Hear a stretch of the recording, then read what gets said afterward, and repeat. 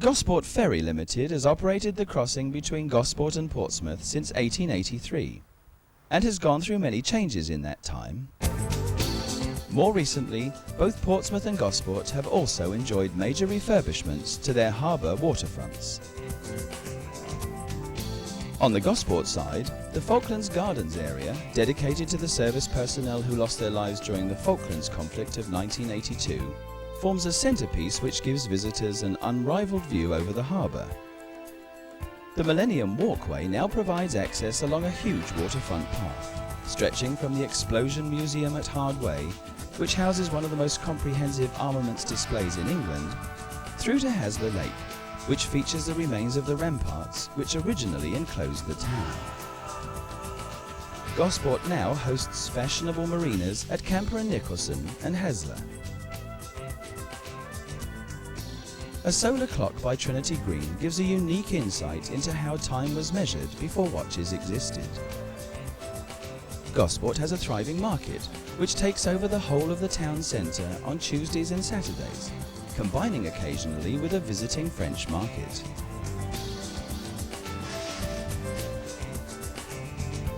A bright, modern enclosed terminal serves to shelter passengers as they wait to board one of the 3 ferries that ply between the 2 towns. Amazing ship, the spirit of gospel. God bless her and all who sing.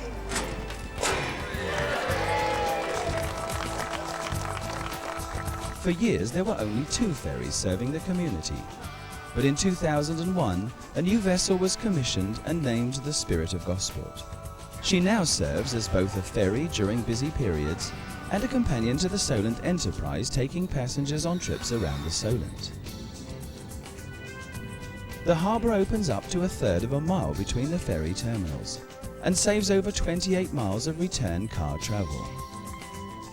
On the Portsmouth side, Gunwharf Quay is a major shopping centre and cinema complex, sitting impressively beside the Royal Dockyard, home to the Victory, Mary Rose and the Warrior. The Solent Enterprise was purpose-built at Brightlingsea by James and Stone, and during the summer months from May to October, we cruise the Solent to take in the many picturesque and historical places around our region. While those on deck watch the many other types of ferries using our harbour, the catering staff below decks are preparing our food and drinks for the day. This is a Hover Travel hovercraft, one of 3 in service, commuting daily between Southsea and Ryde on the Isle of Wight. This is the only hovercraft company still operating in England and attracts lots of visitors throughout the year. Our vessel offers full wheelchair facilities with wide doors and ramps for easy accessibility. We can accommodate around 200 passengers in air-conditioned comfort, with plenty of viewing areas on 2 deck levels. In the background is Southsea Seafront, a popular destination for thousands of summer visitors. Making our way into the Solent, you can see the Spithead forts built by Lord Palmerston around 1860. Made out of granite and steel, with walls measuring some 15 feet thick, this is one of 26 built in a chain surrounding our towns, including Fort Gilkicker, built on the edge of Stokes Bay, which boasts one of the largest shingle beaches in England, and was the site of the Normandy invasion embarkation of thousands of Allied troops. On our right is the historic village of Alverstoke.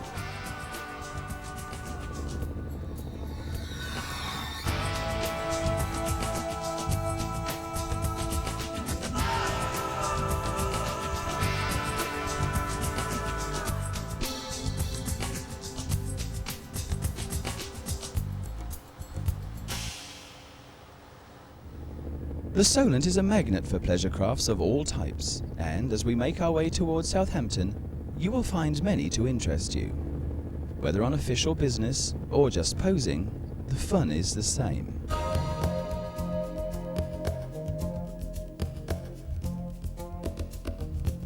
On our right stands Netley Abbey, built in the grounds of the hospital made famous by Florence Nightingale in the Crimean War. To our left is the impressive site of Fawley Oil Refinery. Started in 1926 by the Esso Petroleum Company, It is the second largest refinery in Europe, processing 95% of the crude oil taken from the North Sea rigs.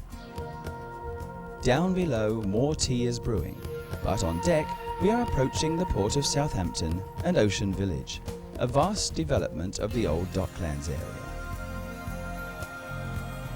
Southampton Water covers an area of 25 square miles from its entrance to its upper reaches, and is fed by 3 rivers, the Itchen, the Hamble and the Test.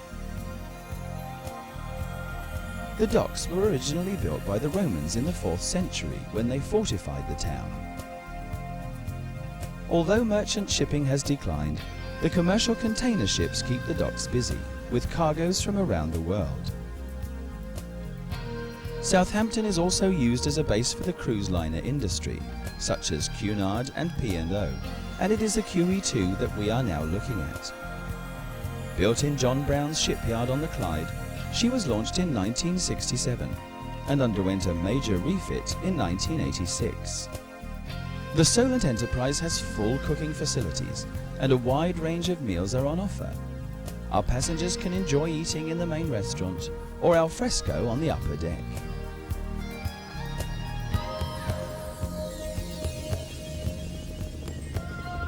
As well as the tug service, the Red Funnel Line run many different passenger services.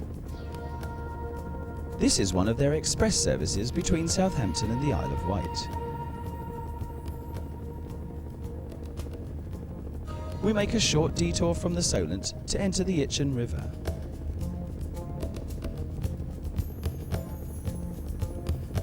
Once famous for the many boat builders that lined its shores, it is now the official home of St Mary's, the redeveloped stadium of Southampton Football Club. The Hamble River was made nationally famous by the TV series Howard's Way, and many of the buildings and villages are recognisable from the series.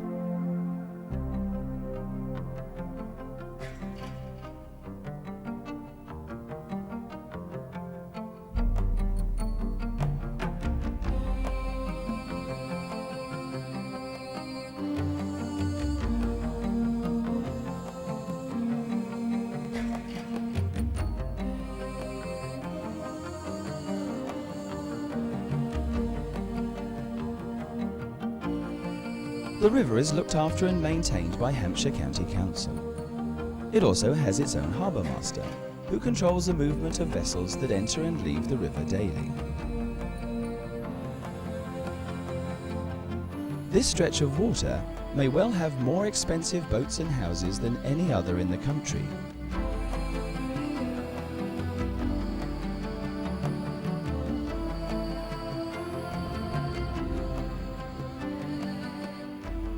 One of the most famous pubs in England, the Jolly Sailor, marks our turning point in the Hamble. And if you're here on holiday, it's a lovely venue to come and watch the yachting world go by.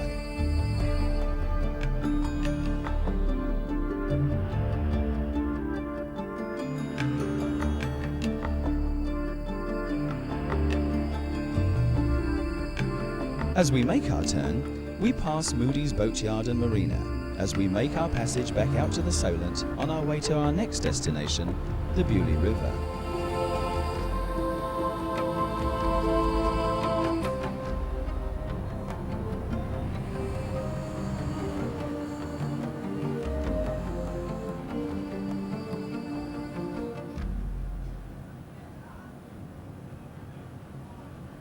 Built in 1846 for the London and North East Railway, the Waverley is the last sea-going paddle steamer in the world. She spends her life sailing round the coast of the United Kingdom. Operated by Waverley Excursions Limited, she is supported by the Paddle Steamer Preservation Society.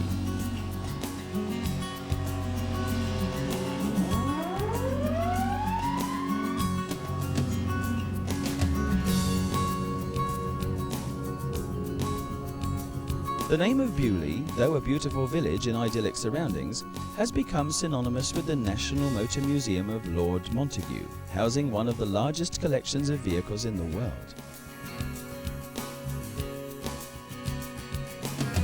But what interests us as we make our way to the village of Beaulieu is the beautiful countryside and expensive homes that line the waterfront.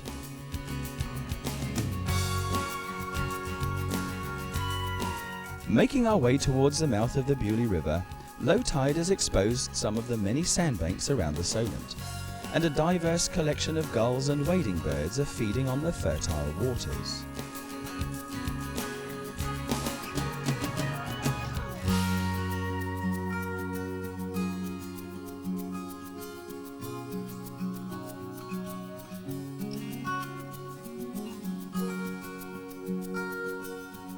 This is the picturesque New Forest village of Buckler's Hard. Built in the 18th century, it was originally used as a port for sugarcane arriving from the West Indies. Warships were built here for almost a century, including Nelson's favourite HMS Agamemnon.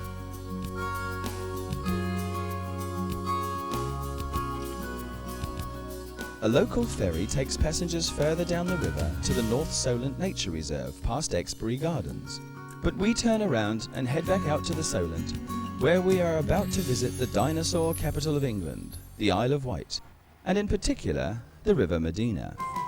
As we are fortunate enough to be here during Cowes Week, the already busy port is further besieged by a legion of diverse craft, vying for position as we make our approach from the western side of Cowes Harbour.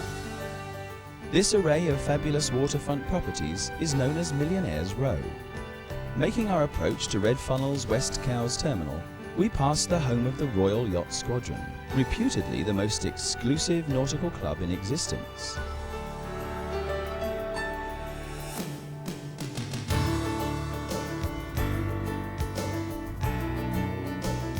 Already berthed alongside our jetty is Red Funnel's latest fast commuter ferry, Red Jet 3.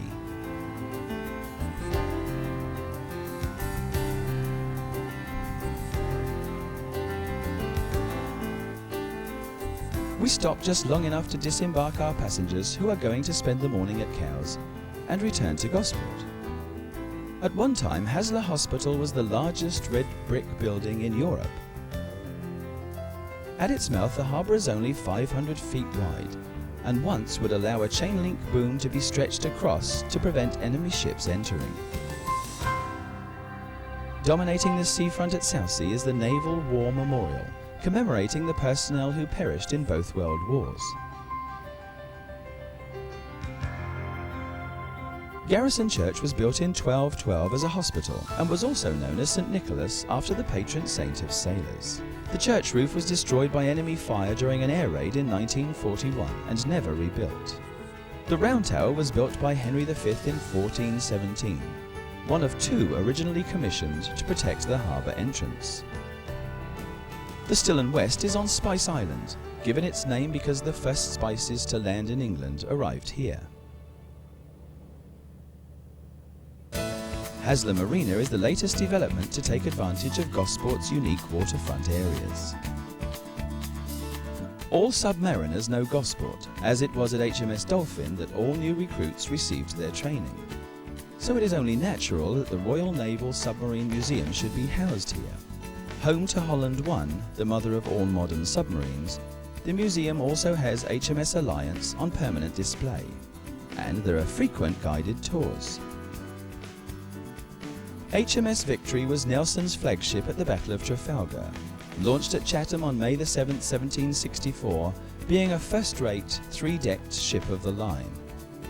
Arriving back at Gosport's pontoon after an enjoyable day on the water, it's time to bid our passengers farewell as we prepare for our next voyage, the Caribbean Party Cruise.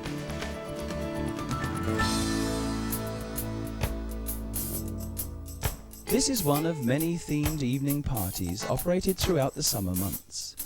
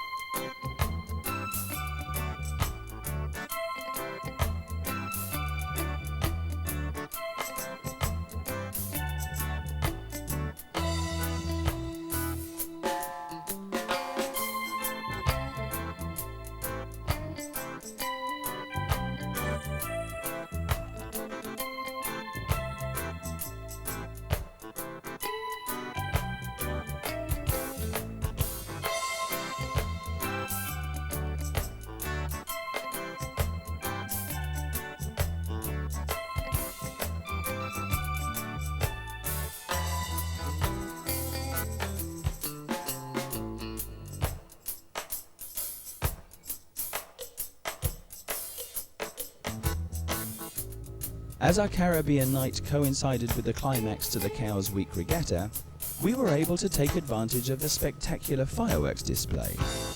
But all too soon we must bid farewell to Cowes, as tomorrow heralds the beginning of the International Festival of the Sea.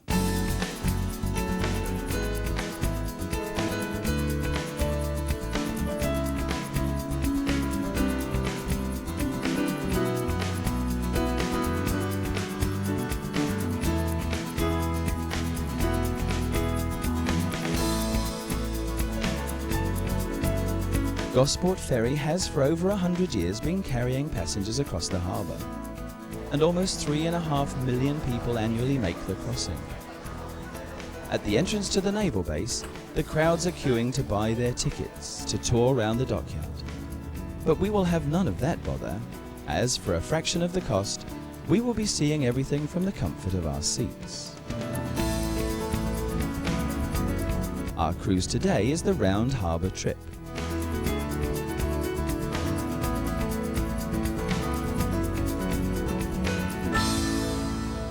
For years, Navy Days were an annual part of local life, with thousands of visitors flocking to the area to view the majesty of the English fleet. But with a reduction in the armed services, the event was put on hold, until now. And by the look of the thousands of people who have arrived to be ferried between the two bases, there is no lack of interest. The naval dockyard, which dates back to Henry VIII, together with the naval base, occupy a vast area, with many jetties, basins, dry docks, workshops and storehouses to accommodate the Navy's needs.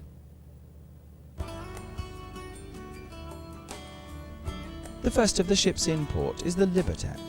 Built in Argentina at Rio Santiago in 1963, she holds the record for the fastest crossing of the North Atlantic by a square rigger, set in the 1970s, and is currently used as a sail training ship.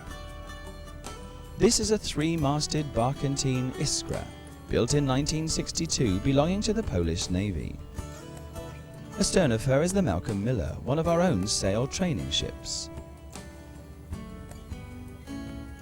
Just arriving for the festival is the Matthew, an exact replica of the original, which sailed across the North Atlantic 300 years ago.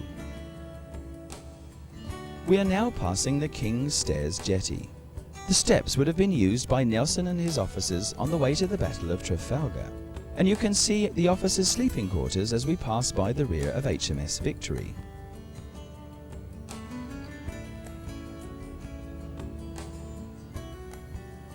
Approaching the stern of HMS Invincible, the first thing we see is one of her 3 goalkeeper guns. At 20,000 tons in weight, you can see how we are dwarfed by her as we motor past her stern. She is capable of carrying up to 8 Harrier jump jets and 10 Sea King helicopters, and one of each is on display to the public. This is HMS Ark Royal. As we move along her flight deck and come towards her bow, you will notice that it slopes upward at an angle of 12 degrees. Known as the ski jump, it was designed to enable the Harriers to take off like conventional aircraft.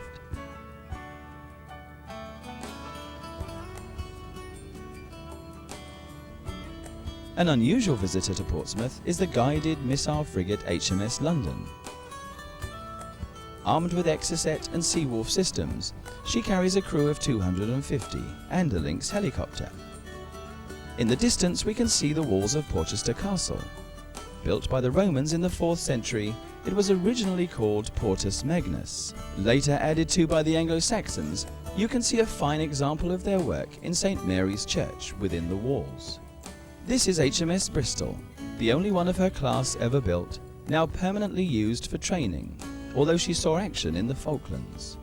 The Arctic survey vessel Endurance, which spends 6 months every year surveying and patrolling the vast polar regions, has its home base here in Portsmouth. This is the training schooner Lilian of Stockholm, built of steel by C.G. Peterson in 1916. The world's largest sail training ship is the Sedov, a 4-masted, full-rigged ship built in Kiel in Germany by the Crook Company in 1921. She still holds the record for the fastest crossing for a 4-rigged ship from Sydney to the Isle of Wight.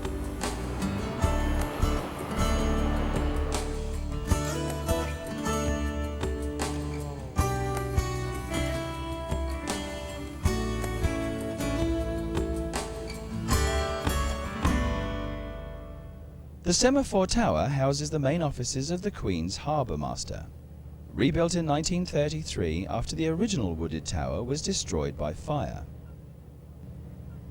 On the Gosport side, we are passing the yacht marina of Camper and Nicholson's, the world's oldest yacht builders.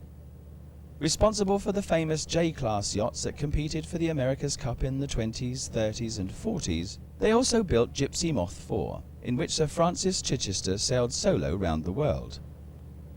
Just passing the round tower on its way into the harbour is the Cable and Wireless Trimaran, which holds the record for the fastest round-the-world passage.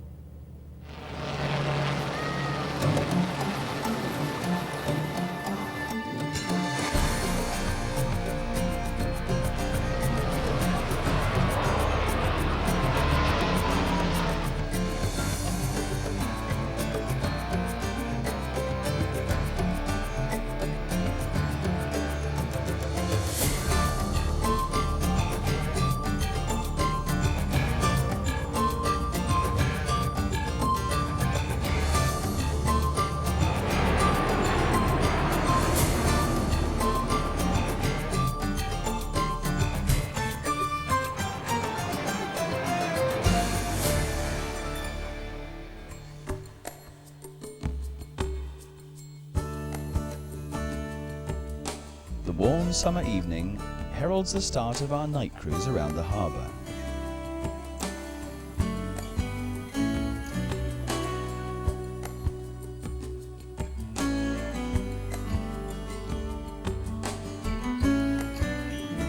The bustle of the day has turned into the sophisticated sounds of the evening, and the boats take on a new form as the slowly gathering dusk gives soft silhouettes to the ship's outlines. So sit back for a while and enjoy taking in the sights as they unfold.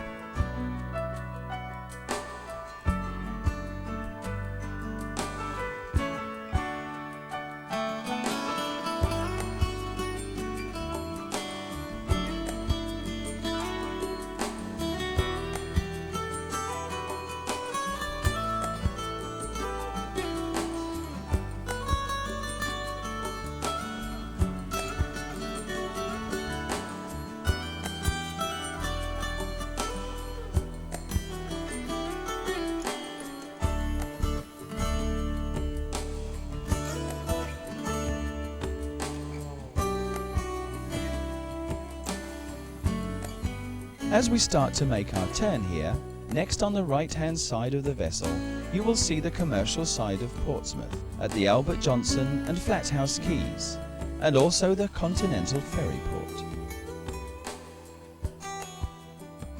Portsmouth itself has now become the second busiest ferry port, second only to Dover. The ferry service to the continent operates to Le Havre, Caen, Cherbourg and St Malo. If you wish to travel further afield, you can now also travel to the northern Spanish port of Bilbao.